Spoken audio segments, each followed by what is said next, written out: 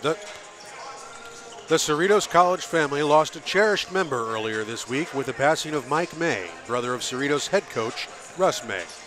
Tonight's Coaches versus Cancer game is being held in honor of Mr. May, who passed away Monday at the age of 53 after a long battle with melanoma. He is survived by his wife Kathy and his 3 children, Christy, Ashley, and Kyle, and by 6 grandchildren as well.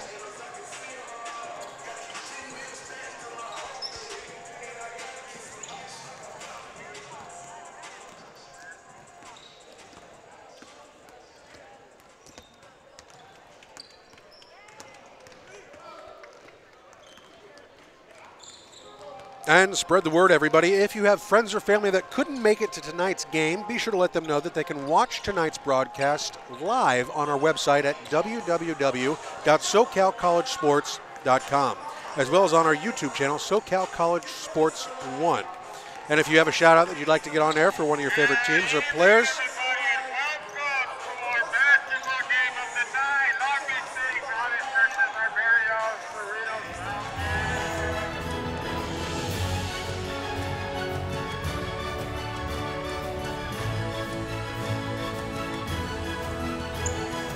sorry about that, everybody. Somebody decided to get a little happy with a bullhorn in the gymnasium. As I was saying, if you have a shout-out that you'd like us to get on air for you, whether it be for your favorite team or your favorite player, be sure to tweet that to us at SoCalCollegeSpo. Again, that's SoCalCollegeSpo, S-P-O. Back in a moment, everybody.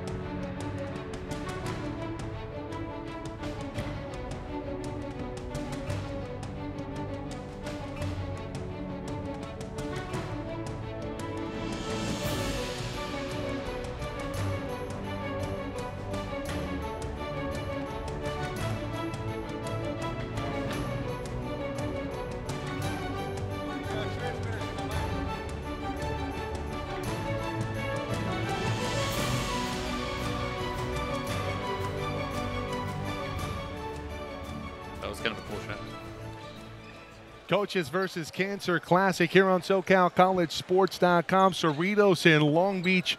This game being played in memory of Mike May, brother of head coach Russ May, for the Cerritos College Falcons here tonight, playing with a lot of emotion on the floor. And I'm Mike Cepeda, Jeff Stoynoff with you on tonight's coverage. Happy you've joined us, everybody. Spread the word, www.SoCalCollegeSports.com. Also on our YouTube channel, broadcasting live, SoCal College Sports 1.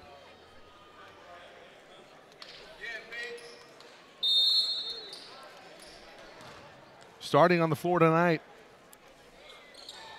for Long Beach, Jordan Hurd, Jeremiah Sadler, Jamil Akinbili, number 23, William English, and number 32, Matthew Wooten. Get to the starters shortly here for the Falcons. Long Beach wins the tip, moving right to left. This is going to be a quick foul called on Keyshawn Mack.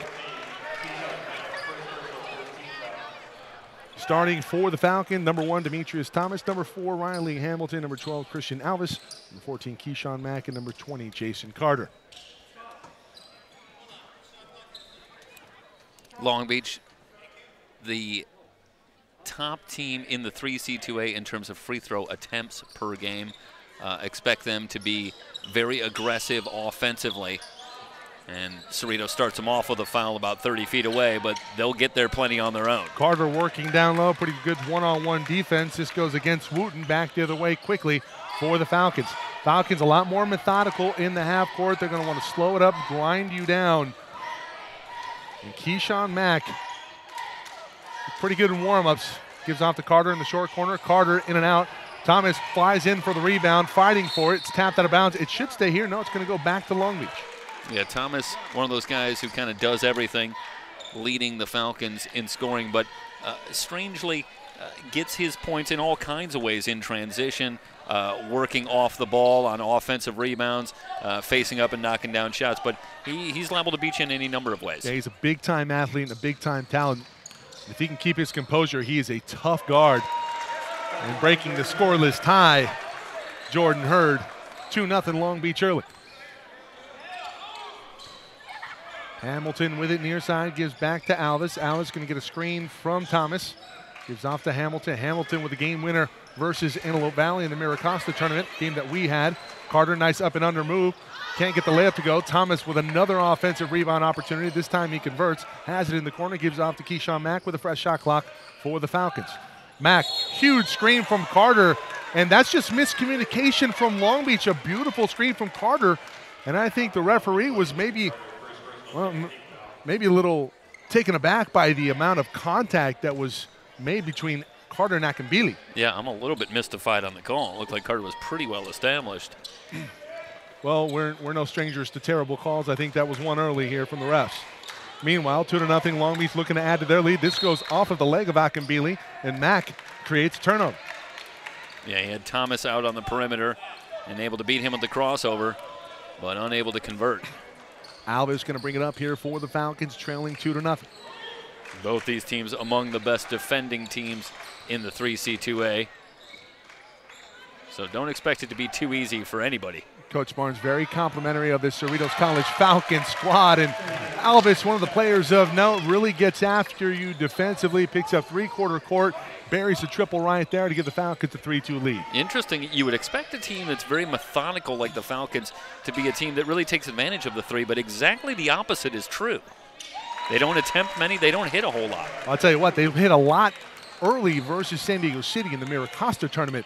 Ultimately led to a loss. Not necessarily the hot shooting from three, but they were hot early and could not sustain it down the stretch. And San Diego City, meanwhile, hot down the stretch in that one for the tournament win. It's especially mystifying. Hamilton from three. As there's a couple threes. They don't really lack for guys who can shoot out there. It's just not a big part of what they do in terms of offensive philosophy. Well, in terms of offensive philosophy, it's one thing not to look for the three, but it's another to recognize when you're open from three. And I think as the season goes along, the recognition is going to become better and better. Alvis goes to the deck. He's whistled for the foul. Third team foul, meanwhile, on the Falcons early, 17:06. And, Jeff, you talked about it at the top of the broadcast here. Long Beach likes to get to the line, and that trend probably going to continue here. 3 fouls already in the first 3 minutes. Wide open three for Sadler, off the mark. Carter with a rebound off to Hamilton. 17 minutes to go here in the first half. Hamilton turns on the Jets, banks it up and in. Hamilton with a quick 5. Yeah, Hamilton knocked down a shot last time, shows him that, and then able to fake, little stutter step, and then get to the front of the rim. English can't convert from 3. Hurd with a rebound, gives back. Akinbili inside, wide open. Wooten dunks it home.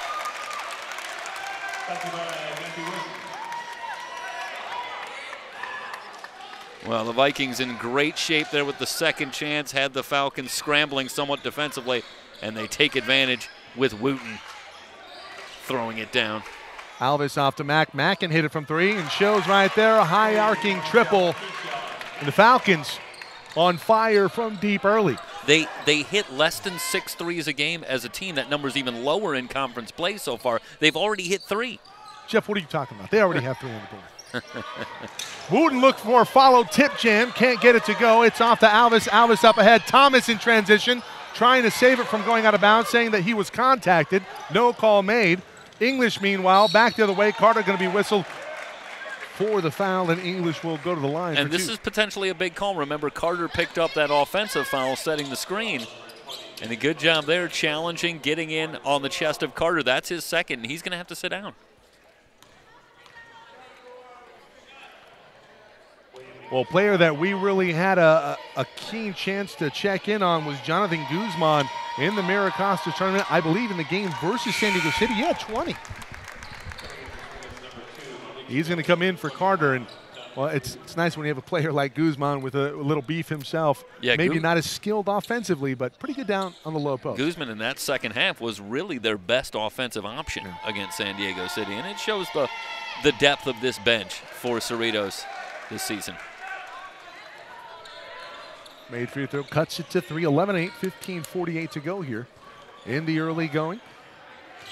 Second game of our doubleheader here. Long Beach and Cerritos. Cerritos women with a win earlier tonight over the Lady Vikings. Keyshawn Mack hits from 2, 13-8. Now Mack's got a quick 5.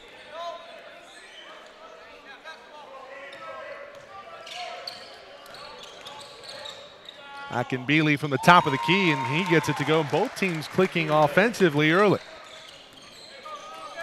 Bet you if Coach May were here, he'd say, well, I like the 13 on the board. I don't like the 10 on the board in under 5 minutes here in the first half. Mack from the corner. Does he have 6 early? He does. We'll check that 7 now after the May double. Got a 3 and a couple doubles. It's 15-10.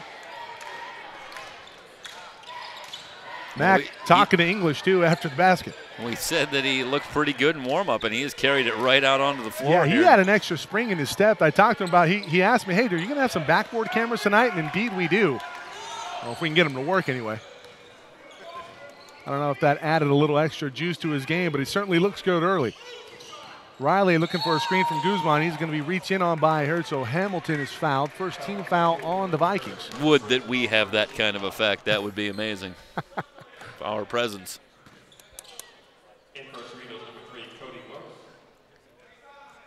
I guess the effect is relative.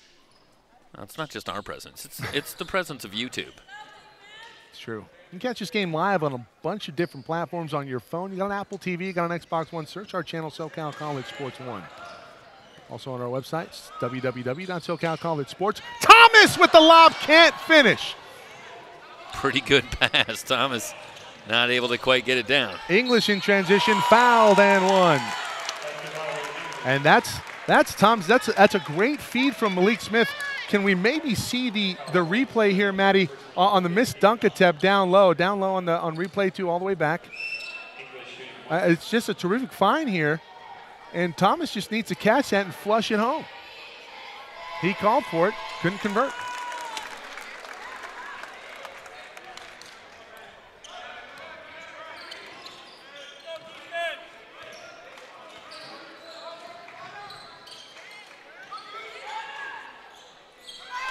Now Thomas getting into the act.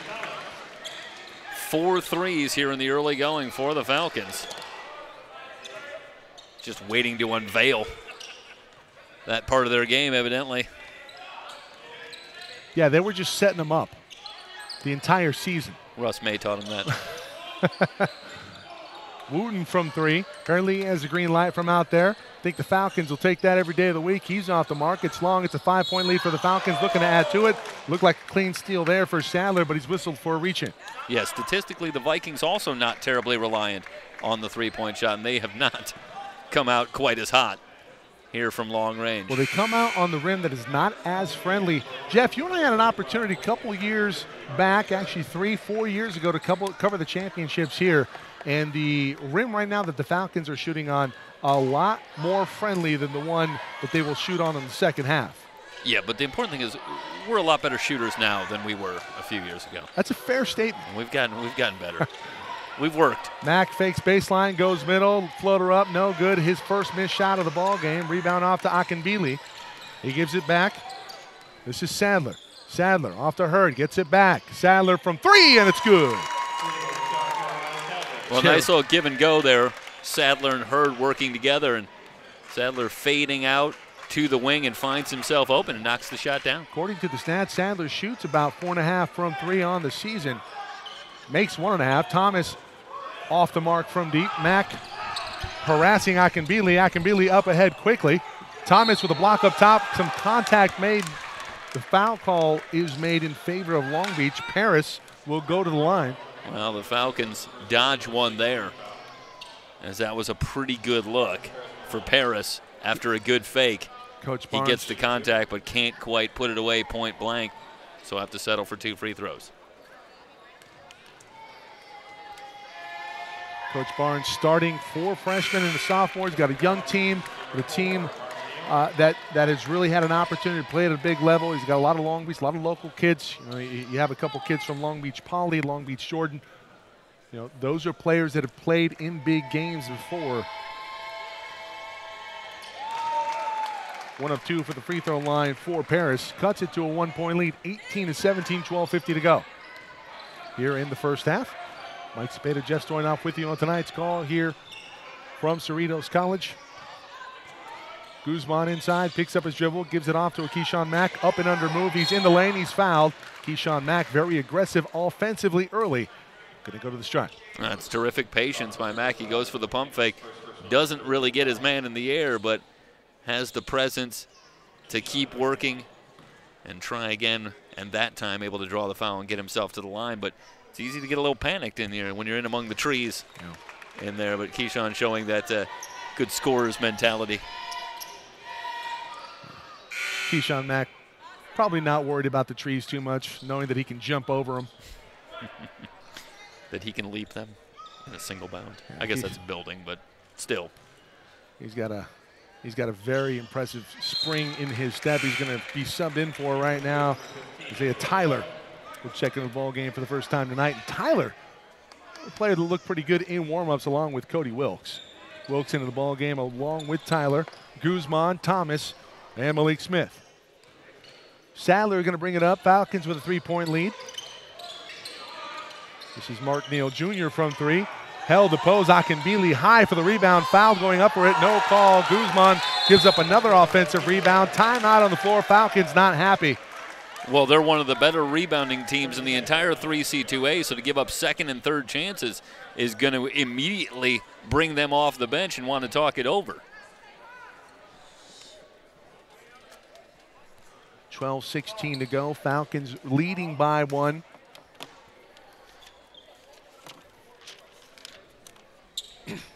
We'll take a timeout here to tell you about Coaches versus Cancer game tonight.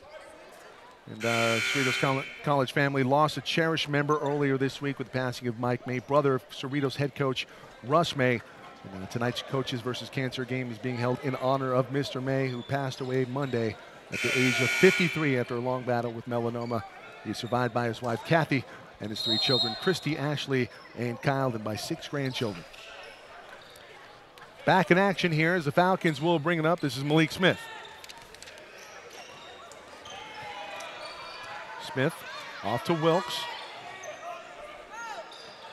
Over to Smith on the baseline. Up and under move, no good. Follow tip jam, Demetrius Thomas. Well, I talked about Thomas, able to beat you a lot of different ways. Gets on the offensive glass again. Turnover on the other end. The Falcon lead now 3, looking to add to it. Here's Smith going to bring it up. Thomas to his right, waves him off, enters into Guzman. Guzman spin move on the baseline, nothing there. It looked like he switched pivot feet, gets away with the travel. Smith from 3, that's good. And how about the Falcons? 5 3-pointers here in the first half. Going to eclipse their season average here in the first 20 minutes. Hell, in the first 10 minutes. Yeah, we still got another 125 to go in the first 10. Sadler, that pass nearly stolen by Thomas. Sadler thought about it from NBA range.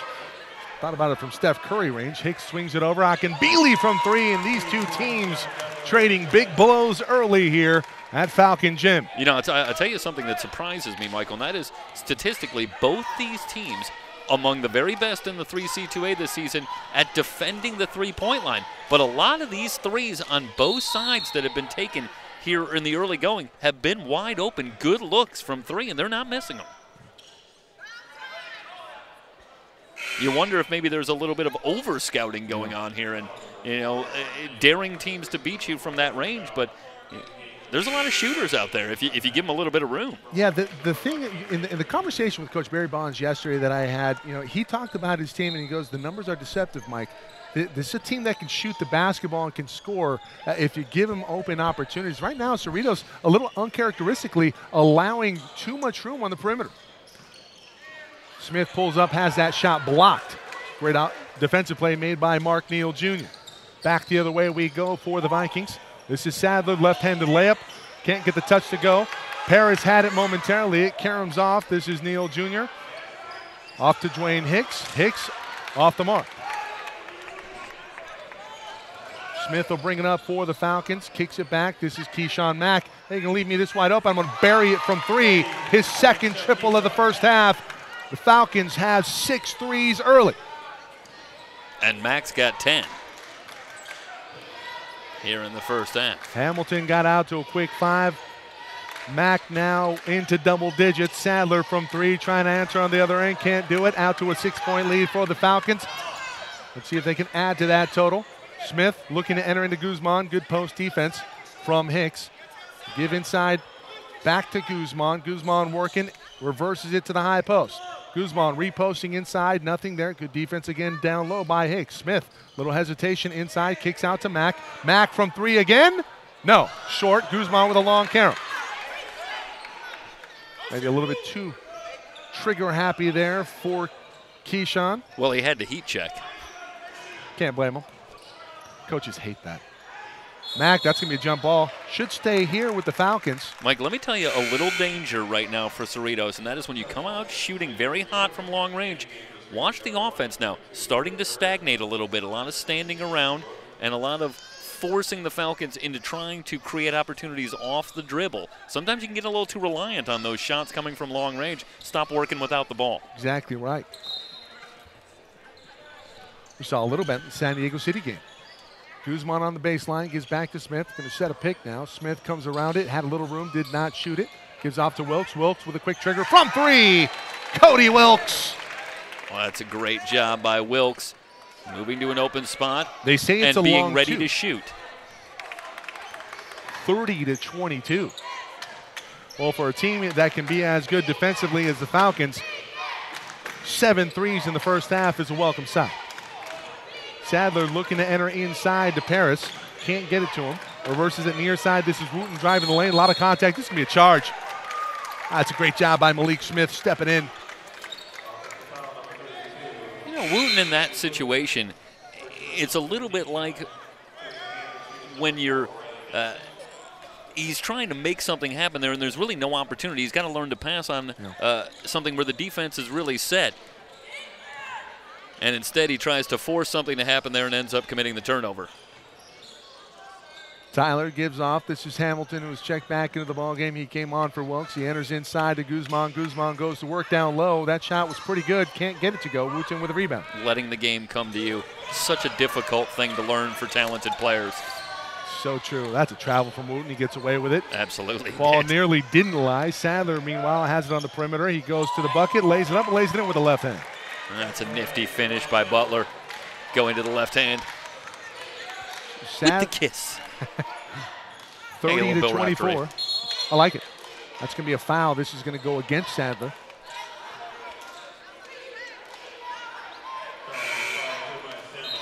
English will check back into the ball game for Long Beach. Here comes Alvis and Demetrius Thomas for the Falcons. Under 8 to go in the first half. Mike Cepeda, Jeff Stoynoff, Matt Henson, Emery Johnson. Almost the entire slate of the SoCalCollegeSports.com crew with you this evening. Coaches versus cancer here from Cerritos. The Falcons and the Vikings dueling it out tonight. Alvis to Guzman at the high post. Guzman sets a screen for Mack. Mack, hesitation dribble into the lane. Step through, left-handed shot up, no good. Gets his own tip. Hamilton puts it up, puts it in. Riley Hamilton crashing the boards. And that's about Mack keeping it alive after the initial miss. Finds its way to Hamilton.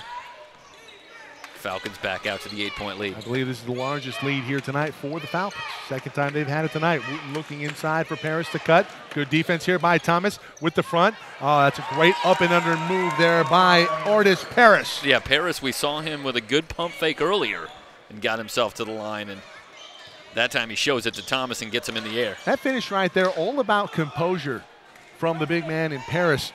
Very easy to get scatterbrained down low when you're amongst very talented and athletic players. And Thomas off the mark from 3. Guzman trying to keep it alive. The rebound off to English. English in transition back the other way. Euro step up and one. What a shot by William English. Well, it didn't look like English had a whole lot of opportunity there. But this is what the Vikings do so well. We talked about their ability to get to the line, and a little contact is not going to cause them to shy away. Far from it. 3-point opportunity coming. Well, these are two very hard-nosed teams. You know, we've seen battles in years past here, Stoynoff. I expect it to be no less tonight. Yeah, these are intense games year after year, and we've had some crazy ones. Packed gym tonight, and one opportunity converted, 32-29. Quick 5-0 run here for the Vikings. Guzman, turn and face, shot up and good. Can't leave him open. Too easy. That's too easy. 34-29. I mean, he's not going to walk off the court, but it's too easy. Well, maybe if they call the timeout. 6:29 to go here in the first half. English enters inside of Wooten, double team from Mack. Mack forces a steal. Yeah, Wooten tries to slide a pass through there. Mack leaves his feet. Thomas inside has it poked away, but he's fouled. And both teams now in the bonus, so 1-1 coming to Demetrius Thomas. Thomas from the free throw line, pretty good 73%, about almost 74.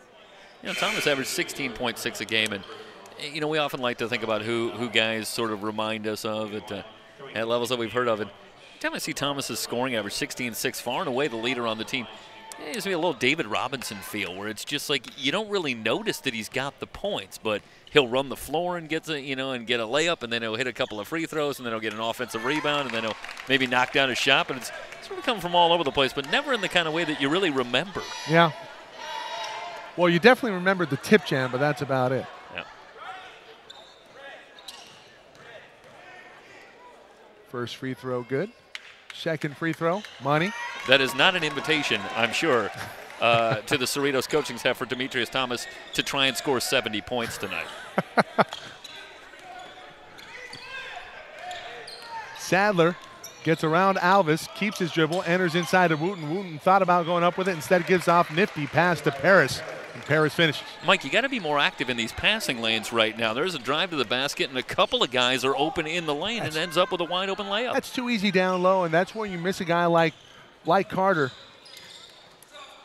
Carter out of the game right now with a couple early fouls. Thomas working on Paris.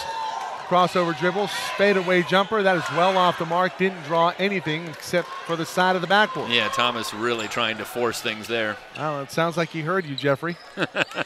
Sadler, meanwhile, open from the top of the key and buries a 3. Timeout, a full.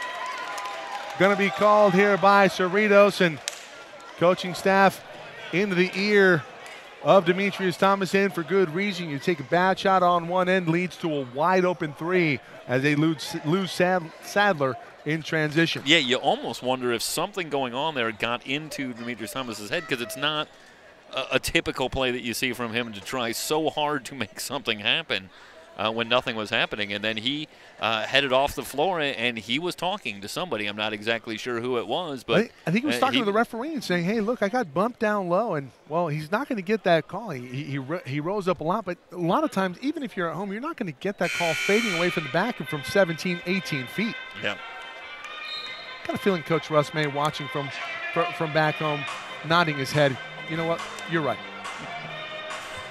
As long as he's not at home condemning me for talking about David Robinson. Well, I'm sure that's another conversation to be had. The classic Stoyanov jinx. You make the comparison to David Robinson. David Robinson probably doesn't take a shot like Demetrius Thomas just did. Thomas will remain in the game out of the timeout. 5:27 to go in the first half.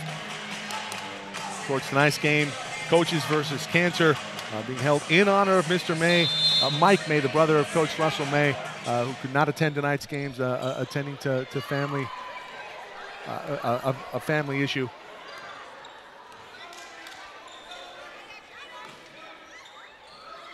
Two-point lead for the Falcons. 5:16 to go. Alvis lost the handle. Sadler with a steal. Yeah, Alvis thinking about the shot he's going to take travel there. by English. English lost it going up. Mack back the other way. Highlight time. No, Mack is fouled. It's a good job by Mack anticipating the contact. Zach and Bealey is whistle. Yeah, Akinbele there, happy to trade a foul and take away any transition opportunity. But it is going to send Mack to the line, where he shoots 62%. First one, good.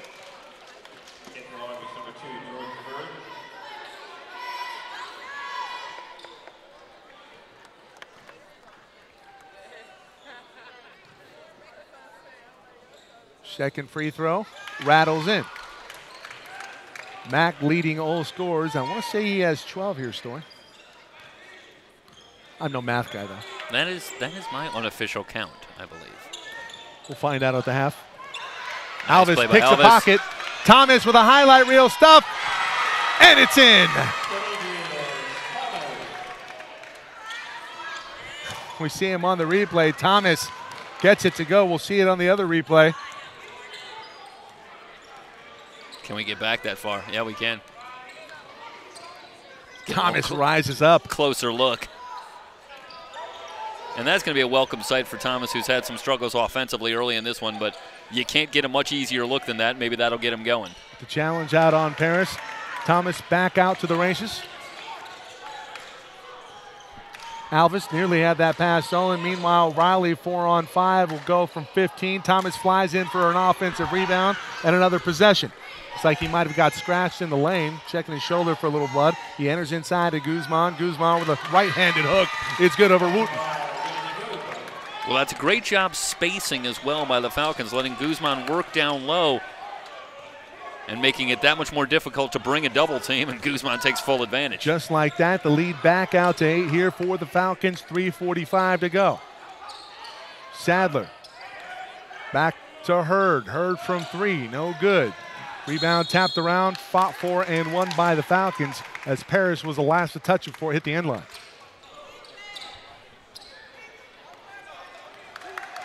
Alvis will bring it up methodically here for Cerritos.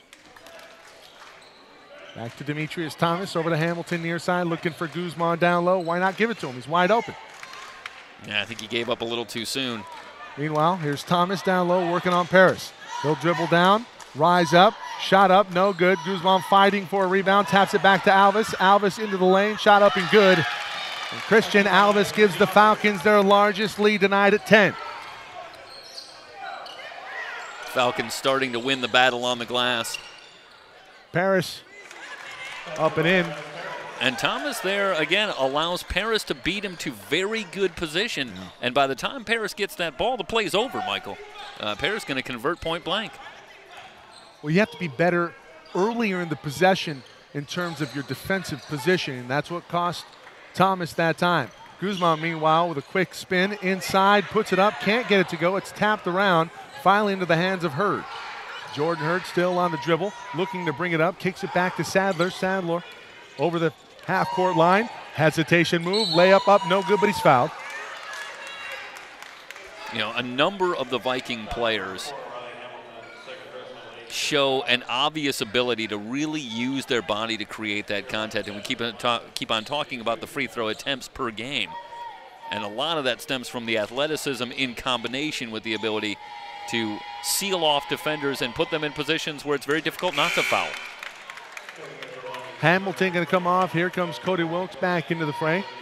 Wilkes was upset earlier that he was taken out of the game after he hit his three, but I thought that was a good substitution. I thought Wilkes looked a little windy. He's back on the floor right now. And this is not going to be completely unwelcome sight for Thomas, who is having a little difficulty dealing with Paris.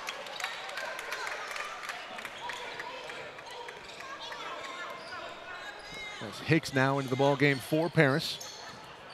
Long Beach goes a little small. This is going to be an offensive foul. I think this is going to go against Guzman, and indeed it will. Well, Guzman, or is it going to go against Alvis? Looks like it's Alvis setting the screen. Alvis pleading his case, saying, hey, what was the call? Well, yeah, Alvis is going to try and argue as I take a look at that, as we saw a replay very, very quickly on our monitor. Alvis really arguing that it was sort of incidental. He ran into a defender and saying, I wasn't really trying to set a screen there, but still the call was that he was moving on the screen. Yeah, I don't necessarily think it's the right call, but the thing is Hicks puts it up and in. The thing is, we talked about it. This is a game that can get chippy, so I think the referees may be overreacting a little bit to a lot of contact being called. And it's a little extension of one of Zepeda's rules, which is if it looks awkward, it's going to draw a whistle. And a lot of times when you see big contact on a screen, one way or another you're going to get a call. Both calls in that effect have gone against Cerritos tonight. We see some contact down low. This is going to go against Demetrius Thomas, and Thomas got to be careful here. He fouls Hicks off of the ball, 1-and-1 now. Well, check, there's going to be 2 shots. Double bonus now for Long Beach.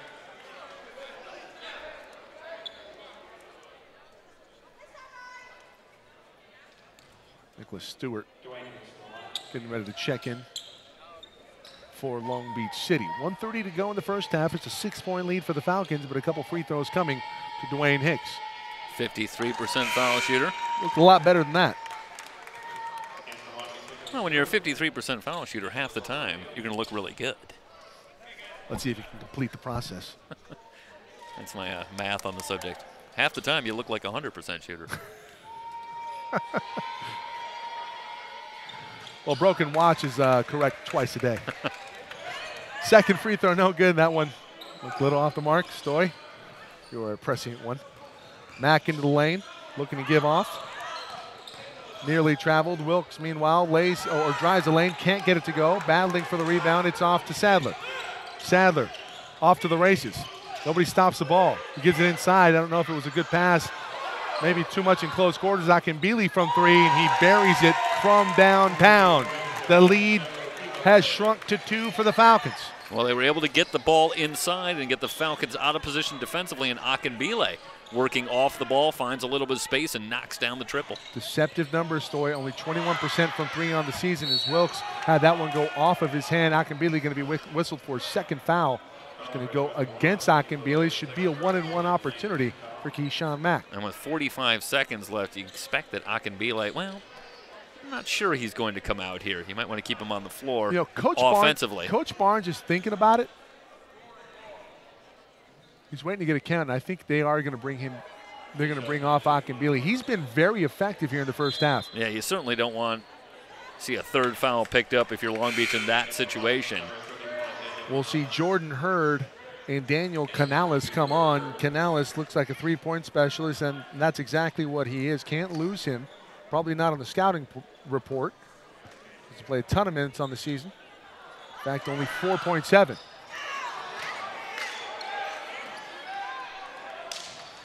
But in the 4.7, he gets almost two three-pointers up a game. So this is a situation where he thrives. 37 seconds to go in the first half. Falcons only with a 2-point lead, and they've really dominated throughout, but credit Long Beach for weathering the storm, and they're right in it. Take a timeout ourselves on the floor. Back in a moment here on SoCal College Sports.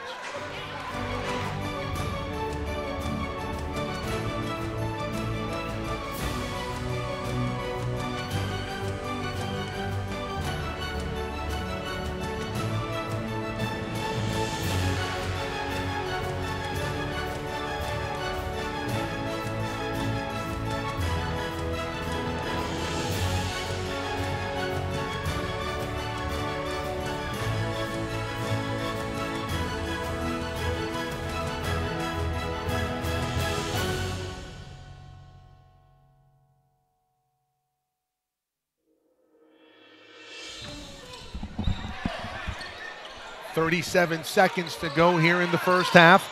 Long Beach enters it in. Wooten has it off to Sadler. Can't lose Canales in the corner. Bit of a 2-3 look here from the Falcons.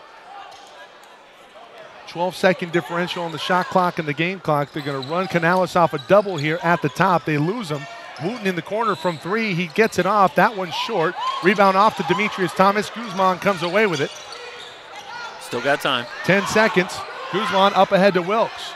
Wilkes with 5 seconds on the clock. Thomas is going to have to create for himself. Pulls up from NBA range, and Demetrius Thomas with the triple. Can beat you in a few different ways. See the replay on that one. Go to replay 2.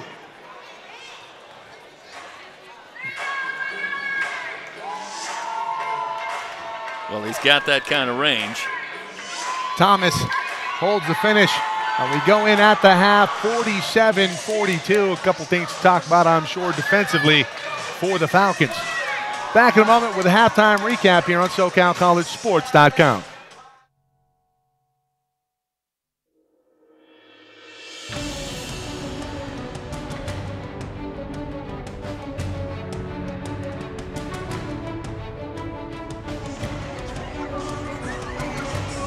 The Cerritos College family lost a cherished member earlier this week with the passing of Mike May, brother of Cerritos head coach Russ May.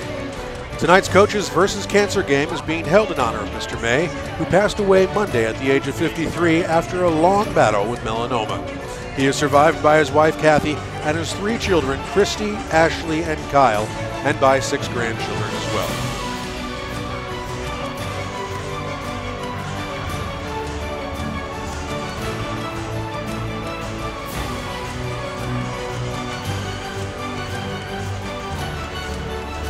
And spread the word, everybody. If you have friends or family that could not make it to tonight's game, be sure to let them know that they can watch this game as well as all of our broadcasts on our website at www.SoCalCollegeSports.com or our YouTube channel, SoCal College Sports 1. And if you have a shout out that you'd like to get on air for either your favorite team or your favorite player, be sure to tweet that to us at SoCal College SPO. That's SPO. Cerritos leads Long Beach 47-42 at the half. Back in a moment.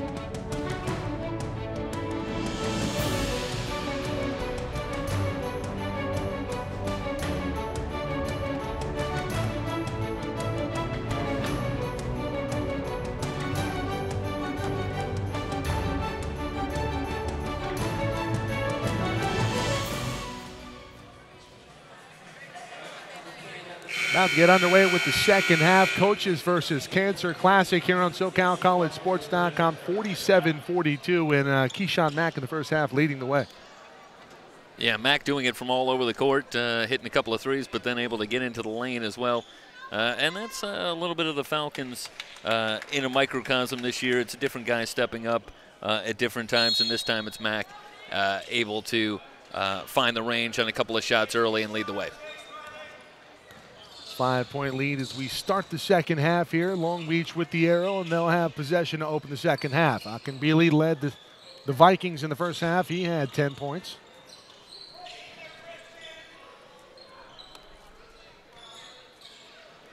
Akinbili now with it, gives off. This is William English. English, one dribble, off to Hurd from 3, and that's good. Good patience offensively by the Vikings, working to find the shot, and eventually it was Hurd.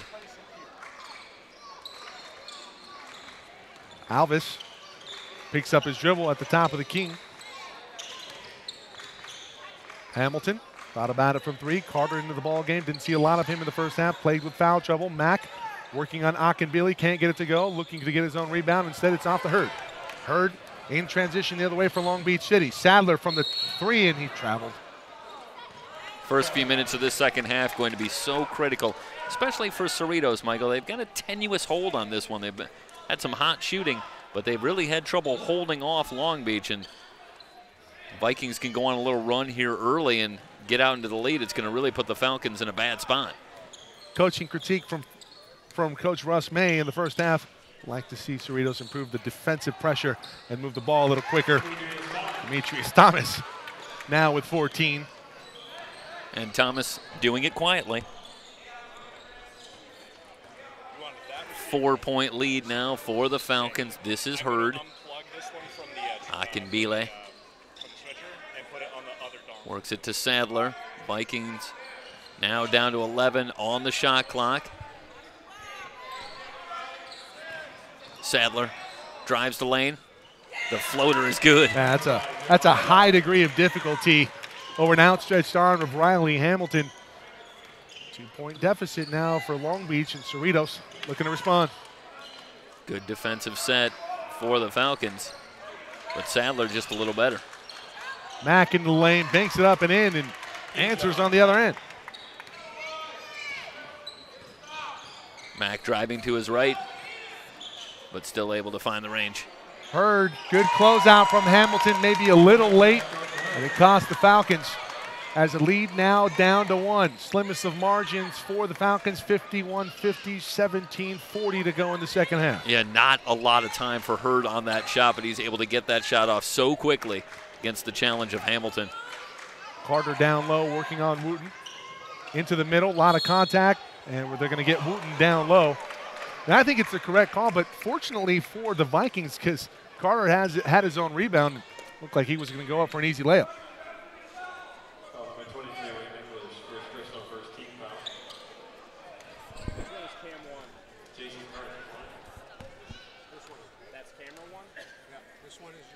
Carter will go to the line. He'll connect on the first. Carter is a 70% foul shooter.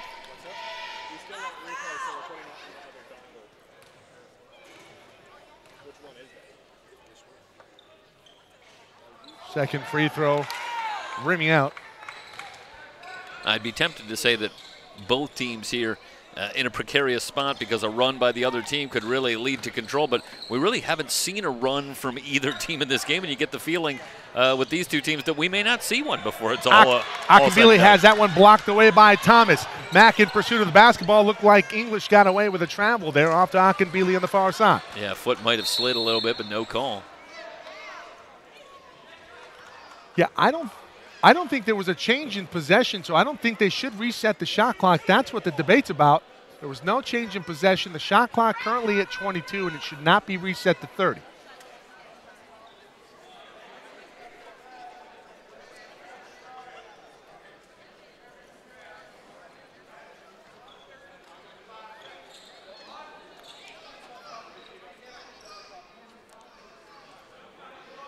Well, if we could only utilize the replay for the refs. We cracked that technology, and we'll really have something. Okay, so the shot clock now at 5 with no change on possession off the deflection. Sadler from way downtown, thinking the bank was open. It was not, but it's off to Wooten. English from 3. Akinbili up high, and he can't put it away, but he's going to the line. Oh, my goodness. Let's see that one more time. Jeez. It's a good thing that Akinbili, Carter just wards him off a little bit there, and that's all that stops Akinbili from an all-time highlight. He was in a good spot to throw that down. He was looking for Sports Center top 10. Akinbili can't get it to go down, and he nearly blew the roof off of this place. Well, he's got to get himself together here because a couple of made free throws isn't going to make Sports Center top 10, no, but it is not. going to get them into a tie here in this ball game if he can make them. They both count the same. Well, I had my fair share of dunk-ons. The only thing I had to say about those, hey, it's only 2 points. I mean, you're not quite Sean Bradley, but, you know. It wasn't that far off, to be honest with you. Just not as televised. I did have one on TV where I got absolutely hammered on. Don't like to relive that. Back to action. First free throw up and good for Akinbili. Second one. Well, I have to ask, was it at Riverside then? Is that yeah, it was when I was at Riverside. We were on Fox Sports and playing UCI. Absolutely flushed. You know, sometimes you're really happy when your parents ask for a tape or a recording of something. Is that one you didn't really want? Yeah, that would have been my not top 10 in life. Mac throws that one out of bounds. 52 all. Long Beach has closed the gap. 16:36 to go. Timeout on the floor. We'll take one ourselves. Back in a moment. Let's SoCal College Sports.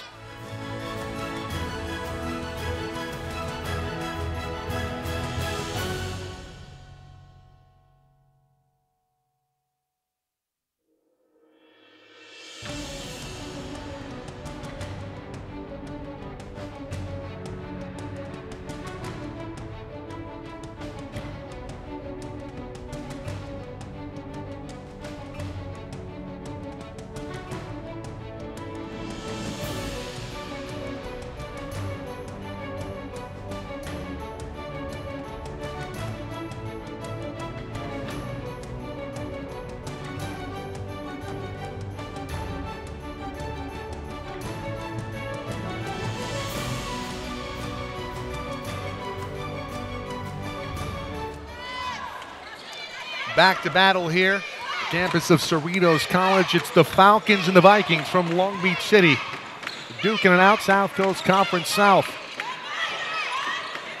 Sadler gets away with a carry, off to Hurd. Hurd working against Alvis. That's a tough matchup. Alvis so good defensively. Pokes it away, it's off of Herb, out of bounds. It should go back to the Falcons, and it does. I gotta tell you, Jeffrey, Christian Alvis, my high school coach would have loved him on our team. Hard-nosed, good ball handler, good defense. We had a lot of hard-nosed guys, not a lot of ball handlers, though, unfortunately. What's not to love? Hamilton loses that one going up. They're going to say that Akinbili touched it, or Wooten maybe. Wilkes is going to check into the ball game for Hamilton. Cerritos maybe gets away with one there. Alva's going to bring it in. And we're looking for Thomas, I think. Wasn't there. It was well guarded by Long Beach City. Wilkes drives baseline, back to Guzman. Guzman from 17. That's good. That's pretty good there from Jonathan. Nice job working off the ball, creating a little space. Cerritos back with a 2-point lead. Akinbili working against Demetrius Thomas. Looking inside. Wooten, long time in the key, finally out of there. Akinbili to his right, gives off. Hurd, good challenge from Wilkes, in and out. You got a feeling that challenge there from Wilkes was the difference on that shot. Thomas thought about pulling up, will drive the lane and try and dunk it home. Can't get it to go. Guzman an and one opportunity. Nobody's fouled. Thomas, just that close. It's pretty much a highlight even without the finishing on the dunk. And a nice job by Guzman continuing to work off the ball. Yeah, it's easy to just watch that play develop and not have your offensive rebounding assignment And Jeff, you're exactly right. Guzman staying strong, will go to the line. Can't get the first one to go, though. At a tie game like this, conference game, you have to have those. And as a team, Jeffrey, I think Cerritos has struggled from the stripe in the last few games. You know, that was a point of emphasis in practice yesterday. Guzman readies the second free throw. Yeah, he's a 72% foul shooter, and he misses both. In a game that seems almost destined to come down to the final couple minutes. Maybe down to the final possession. Yep. Sadler on the dribble, working against Malik Smith. Still on, there was a push out there. Sadler gets away with it and puts it up and scores. Well, that's the danger of putting a lot of pressure on the ball. Technical foul going to be called on Jeremiah Sadler. He was gifted a no call, puts it up and in, and then he flexes. What are you doing? And Coach Barnes is just irate.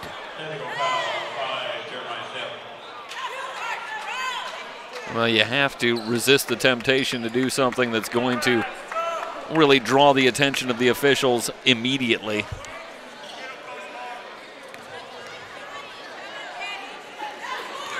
But getting back to the point about pressuring the ball, it's a very difficult thing to do against Long Beach City College. They handle the ball very well, and as we've talked about throughout this broadcast, so effective at creating contact and getting to the line. And that's the challenge that faces the Falcons. Meanwhile, they continue to miss free throws. Second free throw good, so Wilkes 1 of 2. Ball didn't lie on the first, according to Coach Barry Barnes, who didn't like the tech call. But we talked about the chippiness of this rivalry, and I think that maybe resulted in that technical foul call. Well, it feels like one of those calls that's a deterrent. If you call it immediately, then it means that it's very unlikely that the other team is going to want to respond in kind. And to the point I think you're making, Michael, that's where chippy games get a little bit out of hand, is when you let them continue to go back and forth. Screen from Guzman for Wilkes. Here comes a double team. Wilkes nearly threw it away. In fact, he loses it. English back the other way. He'll lay it up and lay it in. The lead, one of the few times tonight, to Long Beach, 56-55. Full timeout called by Coach Barry Barnes, and I think he wants a word with the referees as we go in for a break. 14:22 to go. Long Beach up by 1.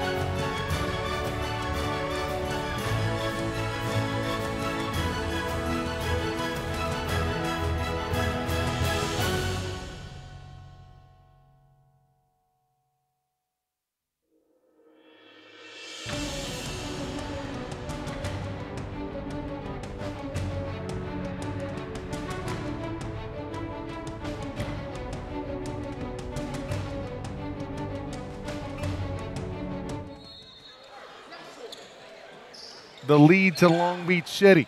First time since very early in the game. I believe they struck first blood. They enter into the high post. Demetrius Thomas turns and faces. He's fouled by Paris. 14 fouled of the second half for Long Beach City. That's good recognition by Thomas. Paris has a lot of length defensively, but if Thomas can drive decisively right at Paris, use that quick first step, get him a little bit off balance, and he draws the foul. Thomas is decisively the more athletic of the two. They enter inside. That's a great matchup for Cerritos as Guzman working against Mark Neal Jr. That's good. Well, I don't want to say high-low, but that's good postman to postman inside from the perimeter from Demetrius Thomas. Good recognition, not trying to force it. That's just really good basketball. And a good job by Guzman establishing position. So much about working down low. Absolutely. To get that good position makes everything so much more effective if you start from a good spot. Ask Kevin McHale, huh?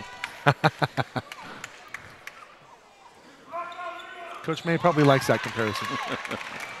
2 free throws up and good for Guzman. 57-56. Sadler going to bring it up. Falcons now leading by 1. Back and forth we go.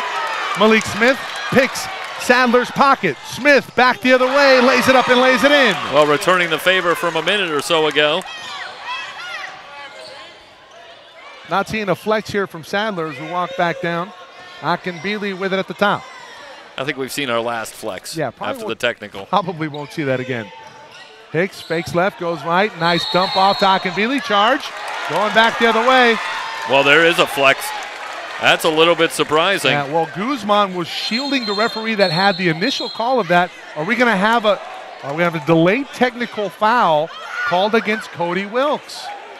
Well, that's a little surprising because it was Malik Smith that was just flexing after the charging call and may have gotten away with one. I think in terms of the letter of the law and the way it's refereed, you can't have any of the throat slashing gestures or the flexing. I think that's a new rule that's being implemented by the referee crews. Coach Barry Barnes didn't like the first call. I'm sure he's not averse to the makeup. I think they might be calling. I think this may be a double technical, Michael. I think this might be against Malik Smith and Dwayne Hicks. Well, if that's the case, it would have offset. I thought I overheard. I was trying to overhear at the scorer's table. You could be right. So they are going to call the foul against Cerritos, and this would almost certainly have to have gone against Malik Smith.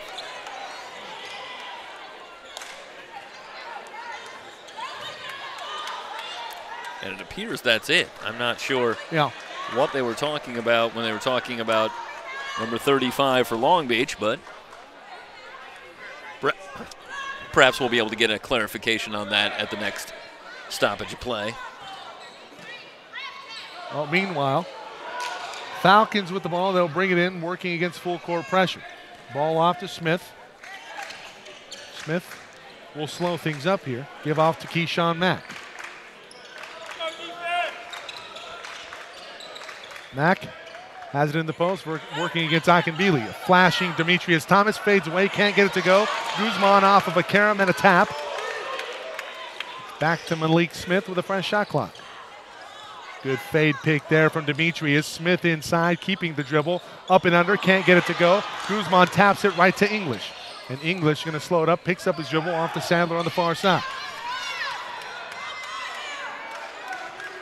Sadler looking for Paris down low. In fact, Paris screened off on Guzman and one for Jeremiah Sadler. Well, that's a nice job by Sadler, slowing up a little bit, drawing that contact, letting the defender go by, and able to put the soft shot up there and get the roll. I used to hate that when I was down low and somebody's trying to post me up and they make the post up. They turn the post up into a screen for the offensive player driving to the basket as they turn the corner. That's what made it such a good play.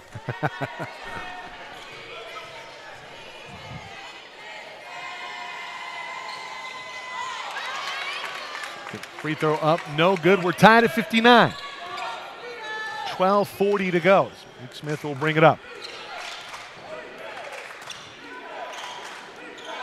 Thomas, Mack, Akinbili not playing off him right now after he was burned in the first half for about 3 triples. Guzman lays it up and lays it in. Soft hook. Soft hook made it look like a layup. Giving Guzman that room to work in the low post. And boy, you just have the feeling if he's not offensive option number 1, he really should be. English lowers the shoulder. Mack trying to draw the offensive foul. He's not going to get it. In fact, he's going to be the offending party here. I think that's a good call. Yes, English was going to go into the line. Yeah, I think Mack was initiating contact down low defensively, and when that happens, it's going to be an easy call. English going up for the shot.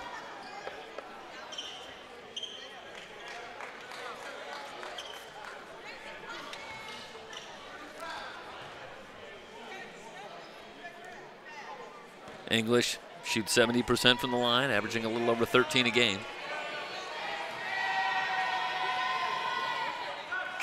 Oh. And both teams really struggling from the line, particularly in the second half. Yeah.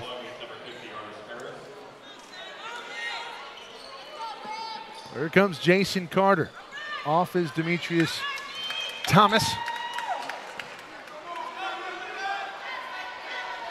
One free throw coming to William English for Long Beach City.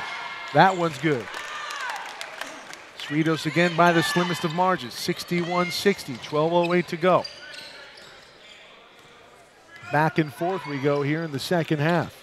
Smith, a little hesitation, gives off. Wilkes from three. That's a pretty good look in rhythm, just a little long. Sadler quickly back the other way, lays it up and lays it in. Seesaw battle here in the second half as Long Beach now takes a 1-point lead. And Sadler again with a little hesitation, able to lull the Falcon defense and then finish at the rim. Carter faces up, turns from 17, can't get it to go well long. It's an air ball. Guzman with the rebound. He'll lay it up and lay it in. Tough spot for Carter. He got himself into foul trouble early and had to spend a lot of minutes in that first half on the bench. Now he's a little out of rhythm in this one. Yeah, you don't like the shot selection there. I think he's maybe pressing a little bit too much offensively. Nice shot by Guzman cleaning up. And if I'm Cerritos, I'm posting Guzman up every time. He's their best offense down low. Paris wanted a foul. That's a great job by Paris holding his ground. Mack back the other way, up and under, layup is good. Timeout, Cerritos now with a 3-point lead, 65-62. 11:02 to go. You are watching 3C2A men's basketball here on SoCal College Sports.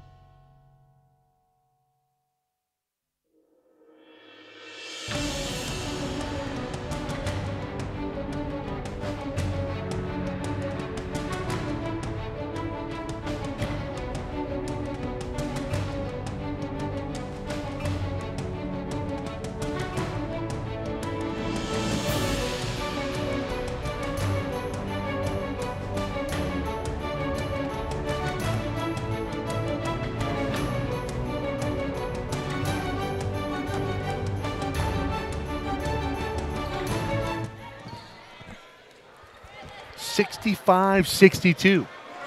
Falcons call a timeout to slow things up so they can get in their defensive half-court set. Hurd thought about it from three, instead enters inside of Wooten. Carter gets a hand on it. Guzman going up for a rebound. Wilkes cleans up the garbage. Up ahead. Wilkes to Guzman. Guzman going to slow it up. Mack looking inside for Carter. Oh, that's a beautiful matchup if you're Cerritos. Carter a little long on the layup, can't get it to go. Hurd in transition. Akinbili is going to try and go up and go with it. Lays it up and lays it in. We have a timeout here for Coach Barry Barnes and company. 65-64 after the made layup. Don't go anywhere, folks.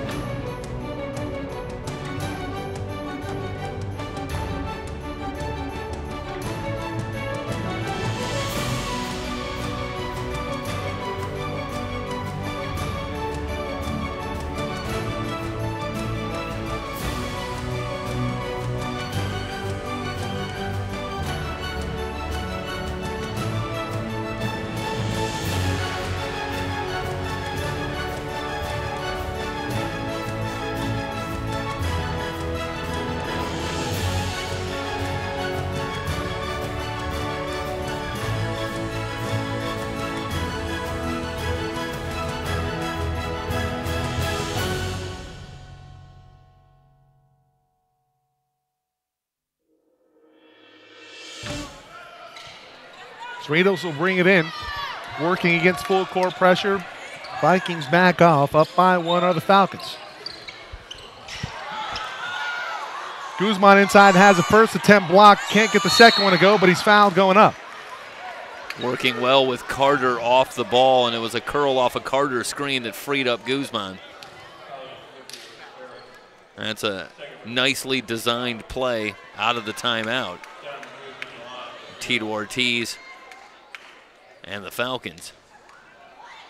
And Guzman able to hit the free throw.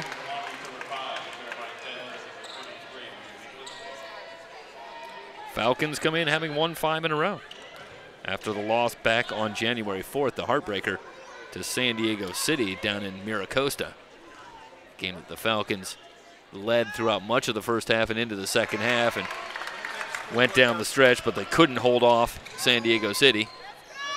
But since then, have managed to right the ship with 5 wins in a row. Meanwhile, Long Beach has won a couple in a row. 67-64. We'll have the scoreboard turned off for just a little bit. And just like that, the score tied up at 67 all.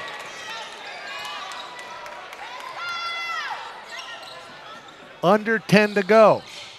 Smith to Mack. Guzman inside working against Wooten. Guzman likes his chances, kicks out wide open. Cody Wilkes from 3. Long, but Guzman with a rebound. Another offensive rebound for Guzman, but he has it stripped away by Hurd. Well, it's tough. It's a long rebound for Guzman, but he brings it down, and that allows Hurd to reach in there and dig it out. Cardinal sin if you're a big man. Akinbili inside. Beautiful pass to Wooten. Lays it up and lays it in. Yeah, good job moving the ball by the Vikings. They quickly reverse it. That allows Akinbili to get into the lane and find Wooten. Blocked up top by Hurd. Smith had it blocked away. Terrific effort up top by Jordan Hurd, the freshman. I'm not sure this isn't the Vikings' largest lead at 2. Story, I think you're right. But it shows you what a nip and tuck game this has been throughout. And expect more of the same down the stretch.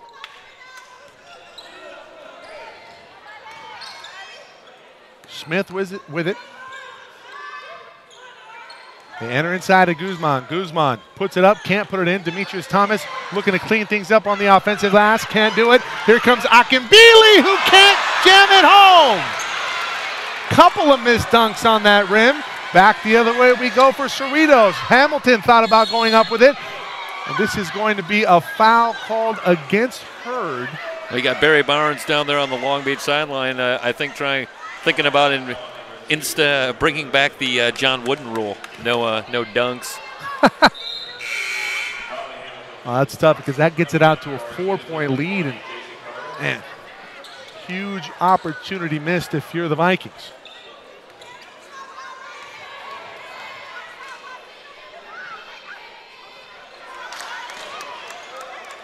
Meanwhile, Hamilton misses the front end. Front end of the 1-on-1 missed. So a missed opportunity here for Cerritos. They trail it by 2, 8:32 to go.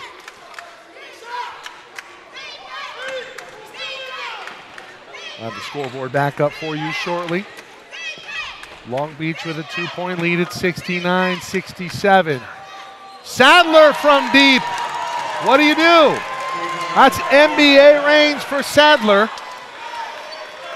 Shoots 33% from long range, but not shy. 72-67.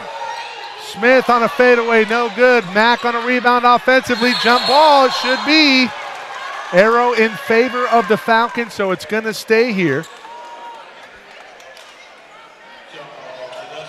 Well, Guzman heads to the bench. So where does the offense come from right now? Try Carter. Carter down low. Scoop shot, good, and 1. Jason Carter. Well, Carter steps in. Fading away from Paris, gets the contact and the finish.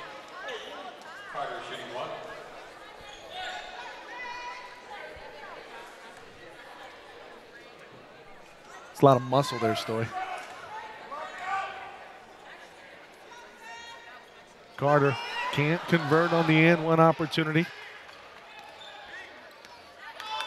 So Long Beach still with a 3-point lead, 72-69. Sadler being guarded closely now by Malik Smith. Smith with a reach-in, foul called against him. Oh, man, I thought that was pretty clean. Story, can I see a replay there?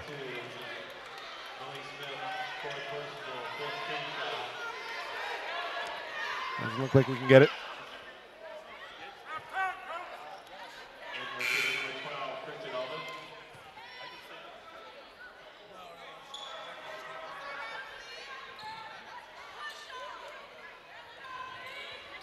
Only the 15th foul against Cerritos, so no 1-and-1. We say that this ball went off of Jason Carter.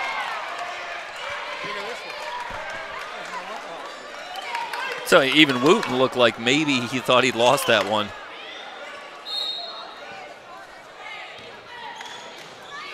Another opportunity here for Long Beach.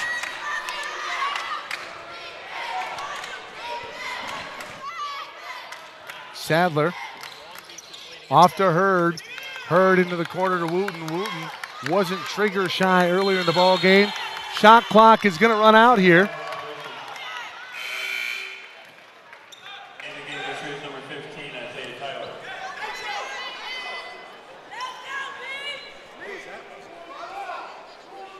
It's a shot clock violation going to go against Long Beach, unable to capitalize and swell their lead any further. Now the Falcons can tie it up with a made three. Running Mack, Alvis, inside Carter with a spin move. We're going to have a foul called. Two shots going to come. This is going to go against Sadler. I think this is going to result in, is this Alvis going to go to the line? Yep.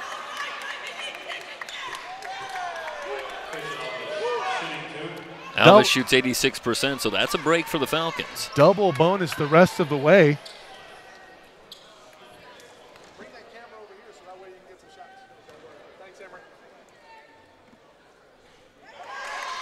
Shot up and good for Christian Alvis.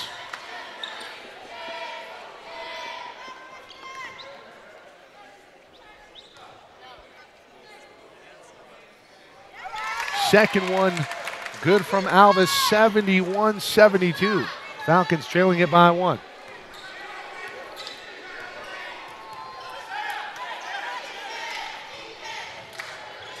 .650 to go. Hurd from three. That's long. Thomas with a rebound, one and done on this possession for the Vikings. Falcons take over, they can take the lead. Alvis gets a screen, switched out on. Carter up top. Back to Tyler, he gets it back. Carter working against Wooten down low. Nearly lost it. Inside, a lot of muscle, he lost it anyway. Akinbili will lay it up and lay it in. Well, Akinbili that time going to the layup. Yeah. With better results. Probably wasn't going to play for the rest of the week had he missed another dunk. You know, Mike Carter spins into the lane there working in the low post, but the ball is just too low. Yeah. And he allows that ball to be knocked away. It's a bad habit here. Like the good hard move. Yeah. Keep that ball up high. Or you're going to get more, you're going to draw more fouls. You got to be strong with it at the same time. Looks like Thomas may be dealing with a cramp here as he's wincing in pain.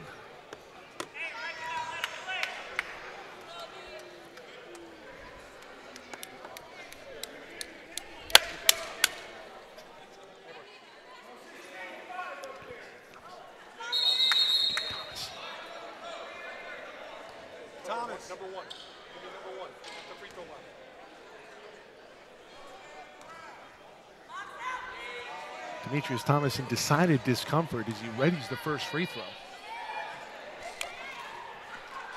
First free throw up and good by Demetrius. And you see Thomas still stretching at the line, and could that be a cramp possibly? You theorized that maybe? Yeah, I mean, that definitely has the makings of a cramp or maybe a Charlie horse as he went into the lane. Both free throws up and good. So lead back to one for the Vikings.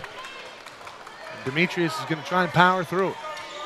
And if I'm Akinbili, if I'm Coach Barnes, I'm saying, hey, let me go 1-4 with Akinbili. Let him create. Yeah, Demetrius Thomas's lateral movement very suspect at the moment. Hurd working against Tyler. Sadler from three. Well, Sadler's feeling it from long range, Michael.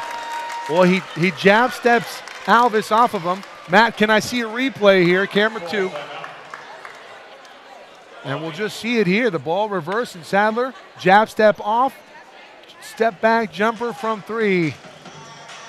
Jeremiah Sadler gets it out to a 4-point advantage. And Jeffrey, I believe this is the biggest lead tonight here for the Vikings. It is. 5:38 to go, timeout on the floor.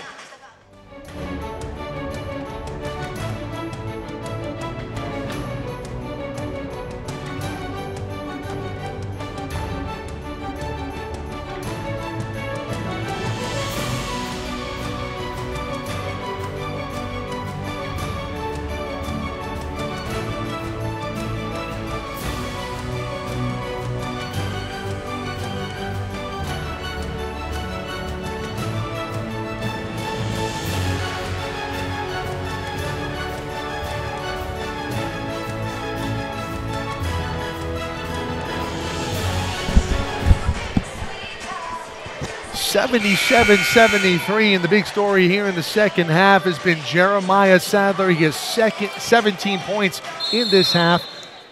Total of 25 for the ball game, Jeffrey, and he is heating up from the perimeter. He's already there. He's at a boil. Well, he was simmering at about the 12-minute mark. I think you're exactly right. Boiling point reached. That's a big-time move from Thomas. Goes up for the dunk, but he's fouled. Jeff, I really like the attacking mentality on display here from Demetrius Thomas. Well, Demetrius Thomas has one of those frames and one of those body types that he's a matchup nightmare. If you're as big as he is, chances are he's got a quickness advantage, a first step advantage, and if you're a little bit smaller than him, maybe can match up with the quickness, then he can shoot over you or maybe take you down low. He's just got to develop his game to really take advantage of those matchups. Free throw up and good. Cerritos trying to right the ship at the free throw line. They've done a pretty good job of it so far here in the second half. They did miss a couple earlier in this half. Yeah, Thomas up to 17 in the game. Stop player 3. Second free throw up and good. And those are big free throws, getting down to 5:20 and counting remaining in the game and back to a 2-point game, 77-75. Sadler being guarded closely by Alvis. Alvis, pretty good job. Forces Sadler to give off to Hurd. Akinbili guarded by Demetrius Thomas. Hurd trying to drive the lane. Nothing there. Carter cuts him off. Wooten from the top of the key. Air ball. Rebounded by Tyler. Tyler's fouled. I don't know how much. Yeah, nice job by Tyler in a crowd there. I don't know how much work Tyler has from the free throw line on the season. Less than a free throw a game average, and he's 50%. But he's going to go to the line right now and try to tie this game up at 77-all.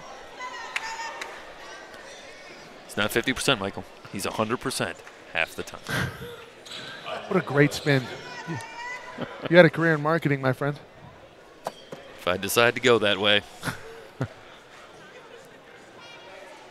Tyler, good on the first.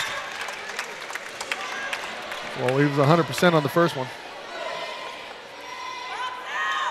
One more coming, and Falcons trying to tie it up with 4:50 to go. Well, I think you and I would agree. We had a ball game coming in. Cerritos, memory serves, undefeated in conference. Yeah, 5 wins in a row coming in. So unblemished in conference play, and certainly a team thinking about a deep run in the postseason. Well, the Falcons unblemished at the free throw line on their last 6 attempts. They tied up at 77-all, 4:40 to go. Akinbili enters inside to English, and English is fouled. This is going to go against Carter or Mack. We'll go against Keyshawn. Well, English trying to establish position down low against Mack, and he gets pretty good position and gets himself to the line. Got a good one here, folks. Spread the word, www.SoCalCollegeSports.com. Also on our YouTube channel, SoCal College Sports 1. That pass gets away. Wooten does recover for the Vikings. 18 on the shot clock. Wooten has a shot go up. It's way off. Alvis with a rebound. Tyler nearly traveled with it upon receiving the pass from Alvis, and Alvis is going to slow things up. Terrific job defending Wooten and not bailing him out with the foul. Make him hit that tough shot. Demetrius off to Tyler. No spacing here for the Falcons. They got to get right here. Only 9 on the shot clock. Carter, shot goes up. A lot of contact, no call. That's a pretty good job by Wooten standing his ground. When you talk about going straight up defensively and not dropping those arms, and that's exactly what Wooten did. And the call there is that Carter's really bringing most of that contact himself, and that's where the no call comes in. And Carter can appreciate that. That's exactly what he does defensively that results in a lot of success for the Falcons. Under 4 to go. Tied up at 77. Tyler with a near steal. Hurd now with it, looking for Sadler, guarded by Alvis. Hurd off to English. English driving the baseline. Carter was being fouled by Wooten because he's being illegally screened. Matt, can I get a replay here on camera too? Let's watch this play here develop. Pick up Carter coming in from the left. So we see Carter down low, and Wooten's clearly clearing out Carter, and we have a foul called against the Falcons as English now at the line. Yeah, they called Carter for the foul. Free throw up and get, I mean, that's terrible. Insult meet injury. 78-77.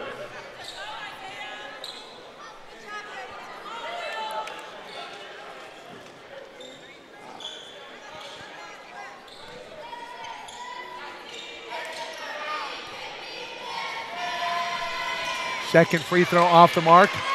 Maybe some tired legs from English on that second free throw.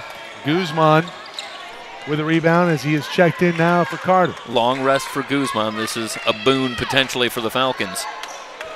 Guzman so effective, but he's starting his post position way out in front. He'll go up with it. Soft touch, no good. Mack with the follow-up opportunity. That's no good. English with a rebound off to Akinbili, who lost it out of bounds.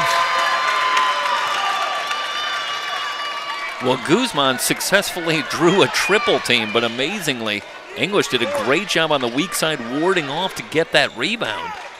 But then not on the same page as Akinbili. The turnover against pressure gives it right back. Nearly with the steal, and Akinbili has it. Battle with it with Mack. We're going to have it go off of Keyshawn Mack. Mack's got to be careful here. In very close proximity of the referee, and we have a bench warning.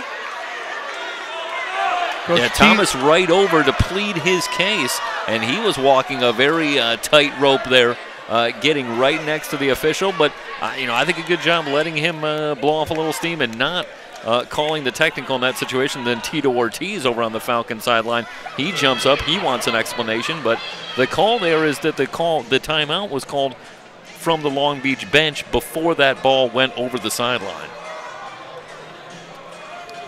So 3:12 to go. Long Beach now with possession and a 1-point lead.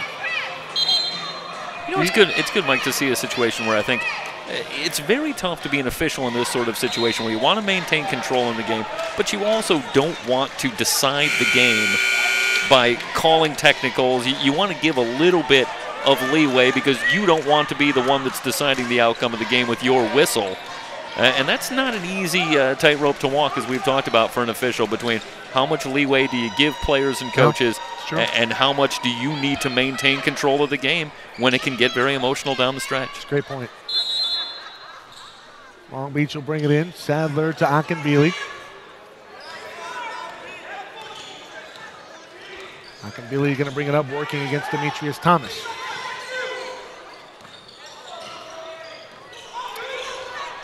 Not a lot of urgency on this offensive possession for Long Beach City. They get the switch. Akinbili gives it inside to English. English might have been fouled. Alvis comes away with it. We have a steal for Akinbili. Akinbili gives it up ahead to English. Well, Alvis has that one knocked away from behind, and it's so tough in that situation, but that's where communication is so key. Alvis is on the floor, and he is hurting. We're going to take a look at we just caught the tail end of the replay. See the finish. Black here. Yeah, we're just catching the tail end of it, and there was some contact and no foul called. Yeah, and we see Akinbili come in. And they're still looking at Alvis, who's able to sit up, and now they're helping him up. Maybe just got the wind knocked out of him, and he's up, and he's okay. He'll have to come off, though, if memory serves as far as the rule goes. There was a lot of contact there, and this is what bugs me about the game and the way this game has been called.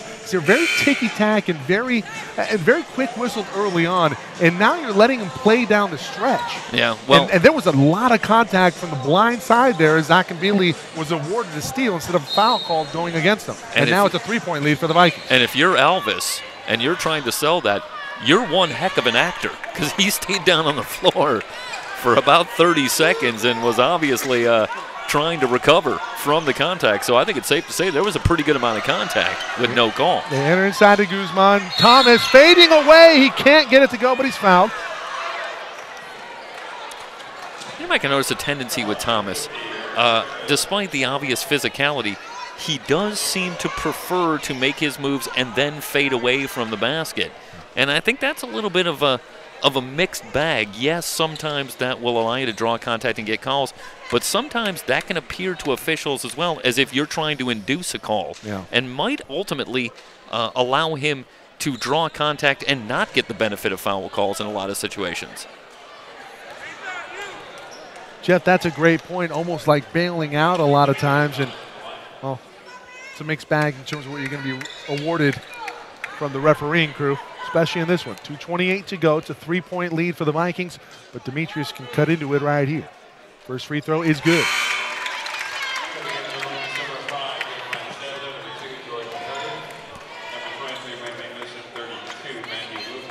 Remember, everybody, this game is going to be available in its entirety on demand on YouTube. Search our channel, SoCal College Sports 1, along with all of our broadcasts. I got a feeling this might be a couple of minutes that I might want to watch again. Heading down the stretch here. I think you might be right. Demetrius can cut it to the slimmest of margins, and he does. 80 to 79, 2:28 to go. Thomas been very solid from the line here in the second half, and that's been key. He's up to about 20. Akinbili going to bring it up, working against Demetrius.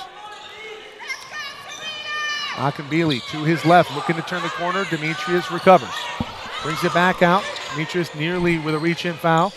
Inside, English has that blocked away by Keyshawn Mack. What a play by Mack. English with the seal off on the baseline, but Mack able to get up there and swat it away anyway. Mack transition three, well long. English with a rebound. 1-on-3, 2-on-3. English, will he slow it up? He will. Smart decision. I'll tell you, Alvis is matched up with Sadler, and he has done some kind of job in this last few minutes, really denying Sadler any opportunity. You got to capitalize with a better shot if you're Keyshawn Mack. Don't let your emotions get the better of you. Who's going to be more composed down the stretch? Blocked up top by Tyler, but a foul down low going to go against Keyshawn Mack. And Mack's still down on the floor as well. Is Mack favoring his right shoulder? Pretty good contact there. Matty, can we see the replay here on the contact? Yeah, back it up a little bit, I think, on camera too, Matt. We can probably get that. There we go. And we didn't quite, got there a little bit late. Didn't quite see the contact.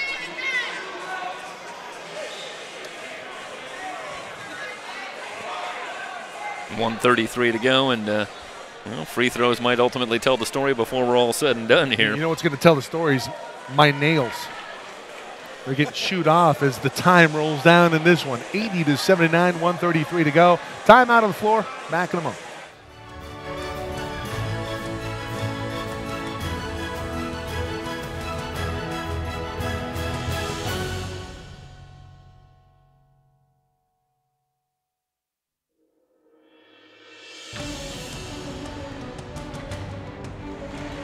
And spread the word, everybody. If you have friends or family that couldn't make it to tonight's game, be sure to let them know that they can catch all of our broadcasts on our website at www.SoCalCollegeSports.com or our YouTube channel, SoCal College Sports 1. And if you have a shout-out you'd like to get on the air, whether it be for your favorite team or your player, we'd be more than happy to get that on the air for you. Just tweet that to us at SoCal College SPO, S-P-O. Back in a moment.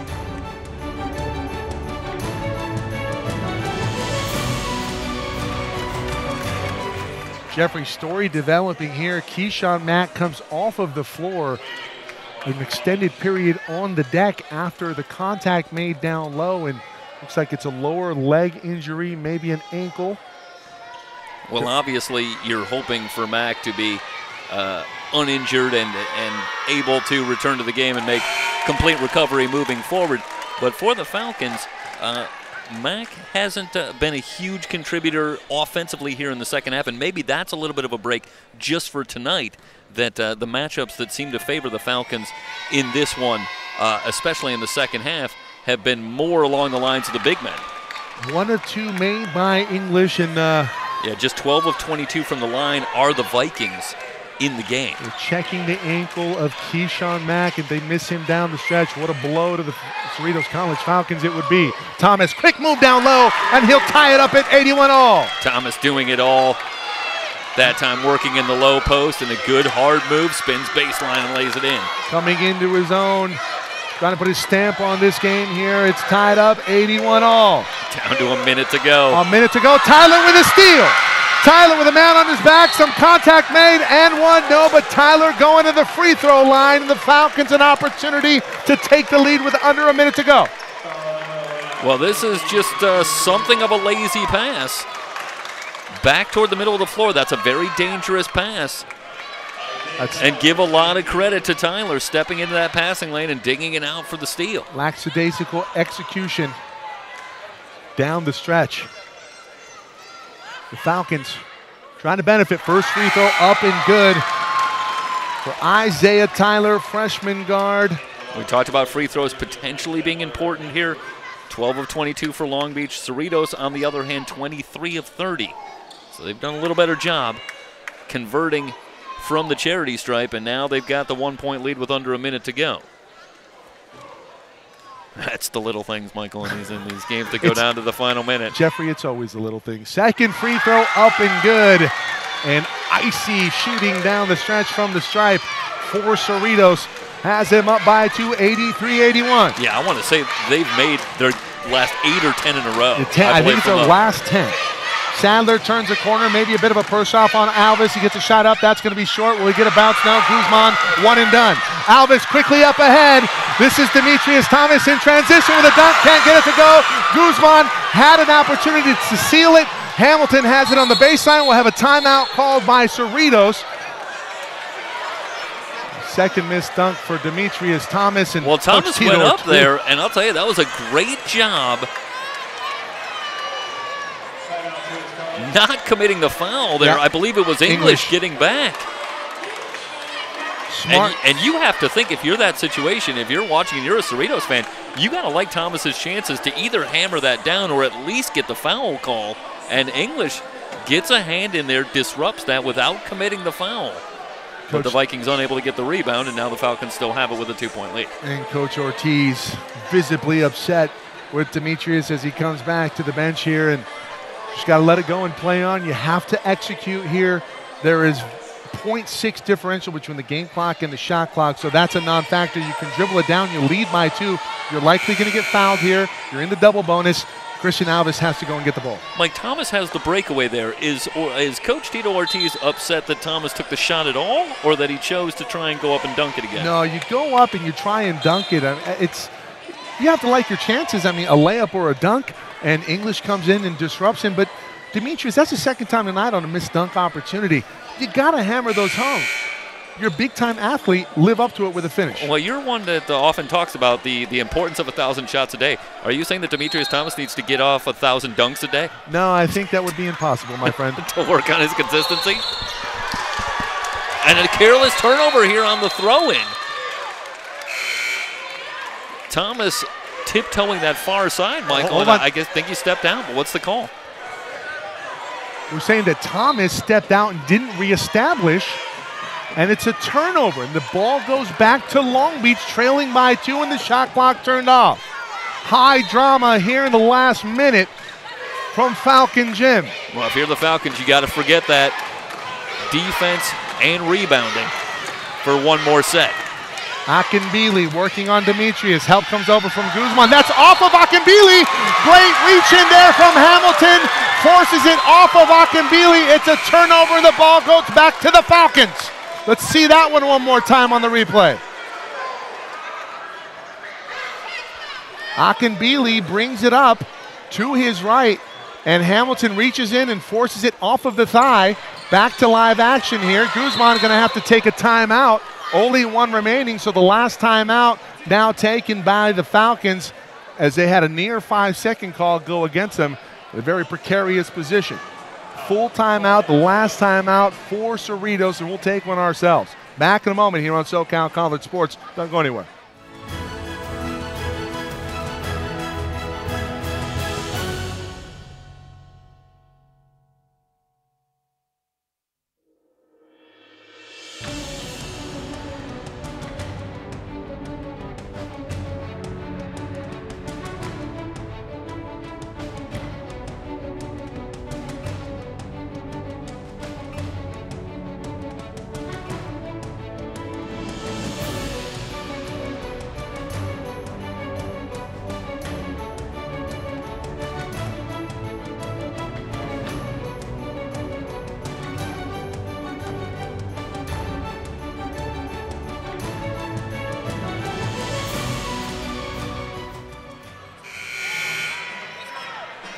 Jeffrey, what a barn burner here in game 2.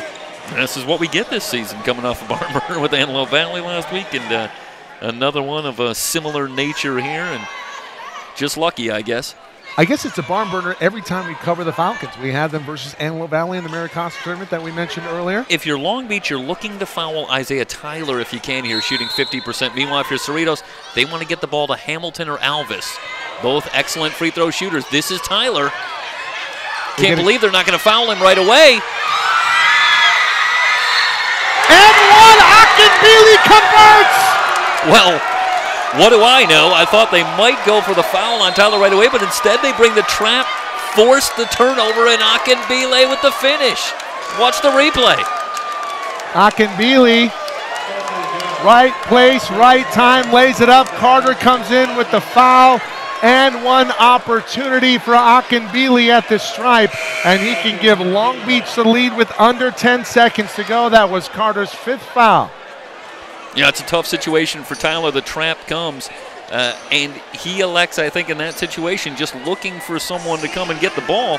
And I think he forgot that he had the option to dribble a little bit as well, but that's so tough to do in the heat of the moment there down the stretch in a very tight game, 9 seconds remaining. Bit of a freshman mistake.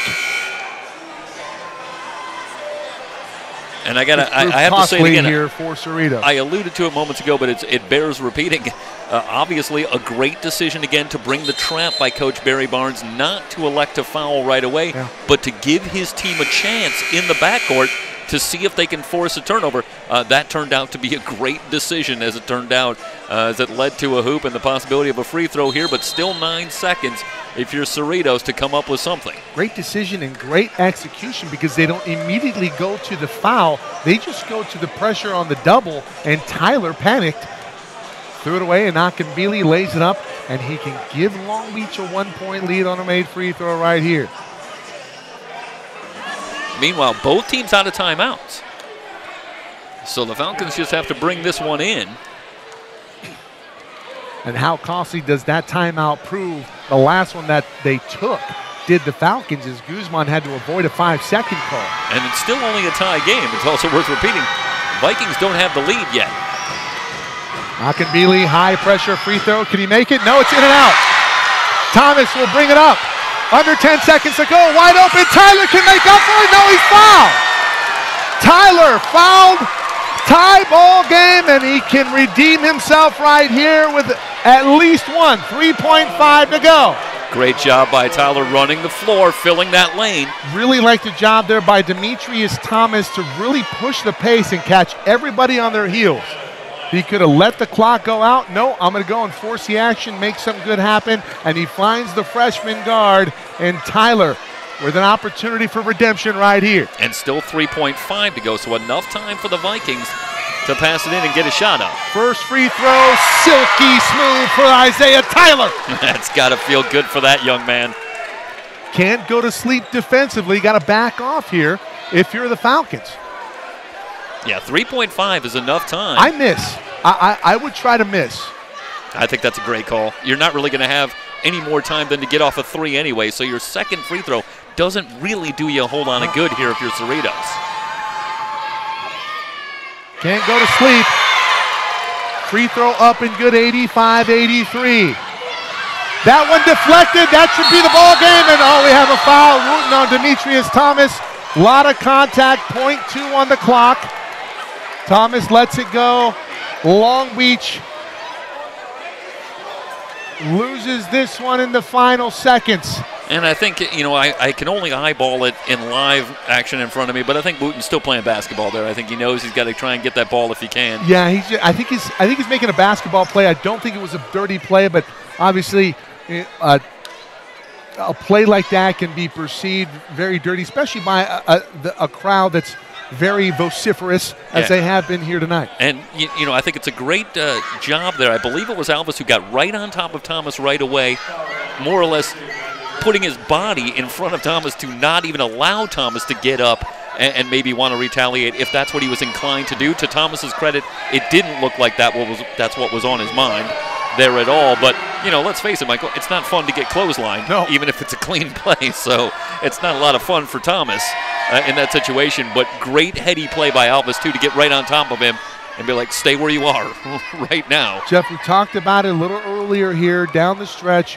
Which team would be better composed down the stretch? The Falcons, even with that late turnover from Tyler, end up being the more composed team. They executed better. And let's face it, they made their free throws. I don't think they've missed a free throw in their last 14 attempts. No, I don't think so either. I think you're exactly right. Free throw up and good. It's a 4-point game with 0.2 to go. That'll do it. Last shot won't matter. 87-83. The undefeated streak in conference continues here for Cerritos. They move to 5-0 on the South Coast South. Meanwhile, Long Beach drops to 3-2. What a game here from the Nest. We'll be back in a moment with a quick recap. Stay tuned.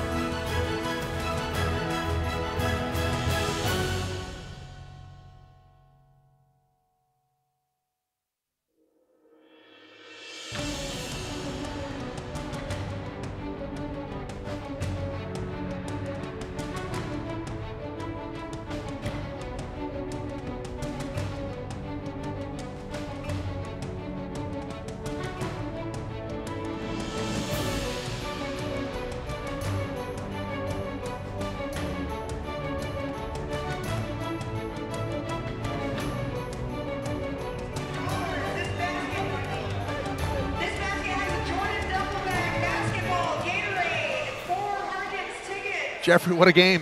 87-83, it's a final. And I mean, just what a performance down the stretch by Demetrius Thomas. Over 20. We don't have the final stats. Printer's out. Yeah. That's okay. Time for JVG to get a new cartridge. He's working on it. He needs a new printer. Yeah. That thing's obsolete. Well, you gave him the Black Friday suggestion, but he didn't warm to it. Well, he's going to have to wait almost a year for that. Jeffrey, another impressive performance down the stretch here from Cerritos. In 2 out of 3 games that we've covered them, they've been very good in executing down the stretch. We saw Riley Hamilton with a game winner over Antelope Valley in the Miracosta tournament. They were beat by one of the top teams in the state, San Diego City College, in the final of the Miracosta tournament. But now against a heated rival here, a team that plays about 10 miles away from them. They get it done. They move to 5-0 in conference in the South Coast South, and really in the driver's seat now. Now you got to think about playoff seeding, and where do you put the Cerritos College Falcons? Yeah, when you talk about making a deep postseason run, you need a lot of talent. And then in any sport, at any level, you need to find a way to win when not everything is necessarily going your way. And I don't necessarily think that's totally what was happening here tonight. That obviously short sells Long Beach and what they brought to the table, and it short sells the effort and the performance of Cerritos tonight. But think about that turnover late, and then the execution after that. They get the rebound, able to get to the line, then able to disrupt the last-second opportunity for Long Beach. They were able to overcome that adversity down the stretch and salt away this victory. Long Beach at stretches in this game shot very well, did what they do, brought what they bring to the table in terms of athleticism and ability to put points on the board. Every time, Falcons weathered it, handled it, got back to what they do well, and they managed to get the win here tonight. And that's what you need. It goes beyond talent. You have to find a way to win, because by the time we get to Ventura, that's what it's going to be all about, and this team is a contender to do that. When the other team has a question and you provide an answer time and time again, you're going to win out in a lot of contests. And really, you talked about, undermining the effort from both teams, and it's the little things or the lack thereof that can undermine a fantastic effort, and that's really what we saw down the stretch. It could have easily been the other way. Akindele had an opportunity to take a 1-point lead on a made free throw. He doesn't make the free throw. That was the difference. Yep. The difference in the ball game down the stretch were made free throws. I think Cerritos made their last 16. I'm sure Coach Russ May probably charting it at the house, saying, yeah, I think it was our last 16 or last 18. Either way, they were money from the stripe, especially down the stretch, especially in tense moments. They get it done, and they come away with a win 87-83. That'll wrap it up for our coverage here from Cerritos College. Special thanks again to Coach Russ May, and our thoughts and prayers with his family dealing in the tough time of the passing of his brother Mike. This game being held in honor of his brother Mike May, who passed away on Monday after a long battle with cancer. This is the 25th anniversary of the Coaches versus Cancer here for the 3C2A, and just an incredible job by the entire staff here. John Van Gassen at tableside, Dan Smith, always a friend of the program here at SoCalCollegeSports. Signing off here on our coverage for Matt Henson, for Emery Johnson, for Jeff Stoynoff. So long, everybody. We'll love to do this again for you. Take care.